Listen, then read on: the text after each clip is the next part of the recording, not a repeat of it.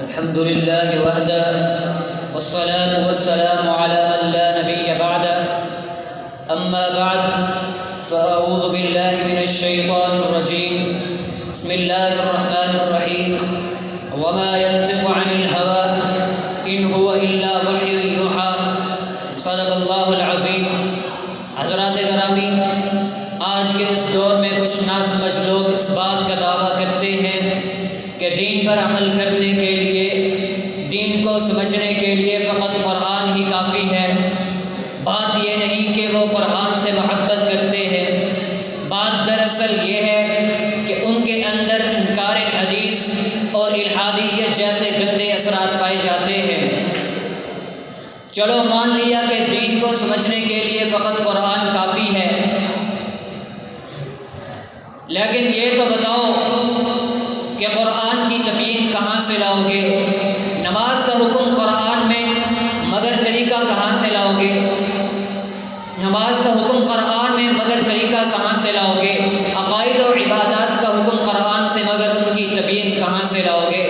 حضرات، میں آج آپ کے سامنے اس بات کی وضاحت کرنے کے لیے آیا ہوں، جس طرح قرآن وحی الہی ہے، اسی طرح حدیث رسول بھی وحی الہی ہے۔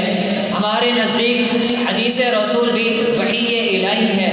حضرات، شرعی اصطلاح میں وحی سے مراد اللہ تعالیٰ کا اپنے انبیاء کرام کو احکام و اخبار کے متعلق خفیہ طور پر مطلع کرنا ہے۔ علماء امت کا اس بات پر اتفاق ہے کہ وحی دو طرح کی ہوتی ہے، ایک وحی جلی اور دوسری وحی خفی۔ اور یہ بات کہ قرآن کے علاوہ بھی اللہ کے رسول صلی اللہ علیہ وسلم پر وحی نازل ہوتی تھی، اس پر قرآن خود گواہی دیتا ہے۔ وَمَا كَانَ لِبَشَرٍ أَن يُكَلِّمَهُ اللَّهُ إِلَّا وَحْيًا أَوْ مِن وَرَاءِ حِجَابٍ أَوْ يُرْسِلَ رَسُولًا فَيُوحِيَ بِإِذْنِهِ مَا يَشَاءُ۔ کسی بشر کے لائق نہیں کہ وہ اللہ اس سے کلام کرے مگر تین صورتوں سے، تین طریقوں کے ساتھ، الا وحیًا، وحی خفی کے ذریعے، او من وراء حجاب، پردے کی اوٹ میں، او یرسل رسولا فیوحی باذنہ ما یشاء، یا اللہ تعالیٰ اپنے قاصد کو نبی کی طرف بھیجتا ہے اور وہ قاصد اللہ کے حکم سے اور اللہ کی چاہت کے مطابق اس نبی کو اللہ کا پیغام دیتا ہے۔ اور آئیے ہم اس بات کو معلوم کرتے ہیں کہ قرآن ان طریقوں میں سے کس طریقے کے ذریعے نازل ہوا۔ ارشاد باری تعالیٰ ہے، قل من كان عدوا لجبريل فإنه نزله على قلبك بإذن الله بے شک جبرائیل علیہ السلام اللہ کے حکم سے آپ کے دل پر قرآن کو لے کر آتے۔ حضرات، اس بات سے ظاہر ہوا کہ قرآن بذریعہ جبرائیل نازل ہونے والی وحی ہے۔ اسی طرح دوسری آیت کے اندر اللہ تعالیٰ نے فرمایا، وَإِنَّهُ لَتَنزِيلُ رَبِّ الْعَالَمِينَ نَزَلَ بِهِ الرُّوحُ الْأَمِينُ عَلَى قَلْبِكَ لِتَكُونَ مِنَ الْمُنذِرِينَ۔ یہ قرآن اللہ کی طرف سے نازل کردہ کتاب ہے، اسے روح الامین لے کر آپ کے دل پر نازل ہوئے۔ حضرات، اس آیت سے بھی واضح ہوا کہ قرآن مجید بذریعہ جبرائیل نازل ہونے والی وحی ہے۔ باقی رہ گئی وحی کی دو اقسام، الا وحی او من وراء حجاب والی وحی کی باقی دو اقسام بھی رسول اللہ صلی اللہ علیہ وسلم کے حق میں استعمال ہوئی۔ قرآن فرماتا ہے، وَكَذَلِكَ أَوْحَيْنَا إِلَيْكَ رُوحًا مِّنْ أَمْرِنَا، اور اسی طرح ہم نے آپ کے ساتھ آپ کی طرف روحًا مِّنْ أَمْرِنَا وحی کا حکم کیا۔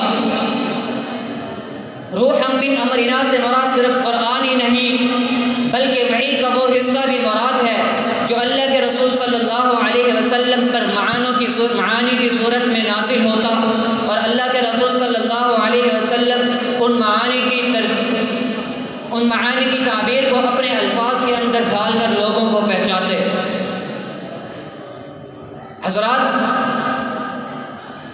اللہ تعالیٰ ان تین طریقوں کے ذریعے رسول اللہ صلی اللہ علیہ وسلم کے دین کے احکامات پہنچاتا۔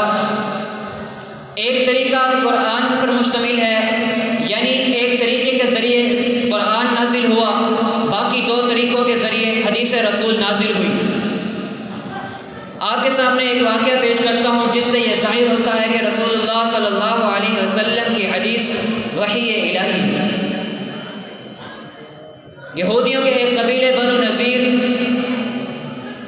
انہوں نے مسلسل بدعہدی کی تو اللہ کے رسول صلی اللہ علیہ وسلم نے ان کی بستی پر چڑھائی کی، تو ان یہودیوں نے اپنے باغات کو بطور ڈھال استعمال کیا، تو اللہ کے رسول صلی اللہ علیہ وسلم نے ان درختوں کو کاٹ دینے کا حکم دیا۔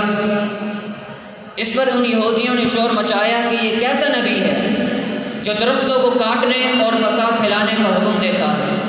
تو اللہ تعالیٰ نے اپنے رسول کی تائید میں آیت نازل کی، ما قطعتم من لینۃ او ترکتموها قائمۃ علی اصولها، جو تم نے کھجور کے درخت کاٹے اور جن کو تم نے چھوڑ دیا وہ اللہ کے حکم سے ہی تھا۔ حضرات گرامی، درختوں کو کاٹنے کا حکم قرآن میں نازل نہیں ہوا تھا، لیکن اللہ تعالیٰ نے اس کام کو، درختوں کے کاٹنے کے عمل کو اپنی طرف منسوب کیا۔ وجہ کیا تھی؟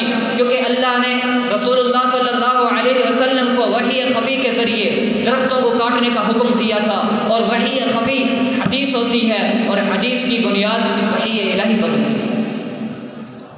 اور اسی طرح ایک دوسرا واقعہ قرآن میں جہاں ذکر ہوتا ہے، جب تم خوف کی حالت میں ہو تو جس طرح ممکن ہو سکے نماز پڑھ لو، چاہے پیدل یا چاہے سوار ہو کر۔ اس کے بعد فرمایا فَإِذَا أَمِنْتُمْ فَاذْكُرُوا اللَّهَ كَمَا عَلَّمَكُم مَّا لَمْ تَكُونُوا تَعْلَمُونَ، اور جب تم بے خوف ہو جاؤ تو جس طرح اللہ نے تمہیں سکھلایا اس طرح اللہ کو یاد کرو۔ حضرات، اللہ تعالیٰ نے حالت امن کی نماز کا نقشہ اپنی طرف منسوب کیا، حالانکہ قرآن مجید میں حالت امن کی نماز کا طریقہ بیان نہیں ہوا، کیونکہ اللہ تعالیٰ نے رسول اللہ صلی اللہ علیہ وسلم کو وحی خفی کے ذریعے حالت امن کی نماز کا طریقہ بتلا دیا تھا، اور وہ وحی خفی ہوتی ہے اور وہ حدیث ہوتی ہے، اور حدیث کی بنیاد وحی الہی ہوتی ہے۔